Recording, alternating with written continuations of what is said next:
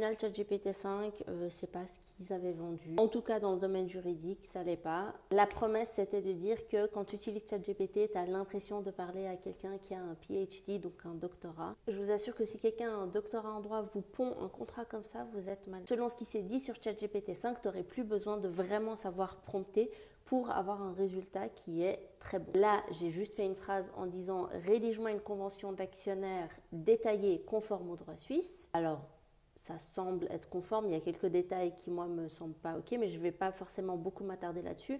Je vais surtout m'attarder sur le droit de préemption et le droit d'emption. Le droit d'emption ne figure absolument pas. C'est quelque chose qui est très important quand on fait une convention d'actionnaire. Et le droit de préemption, c'est 3 lignes. 3 lignes, c'est clairement pas assez. Quand on rédige ce genre de contrat, on est sur des bons pavés.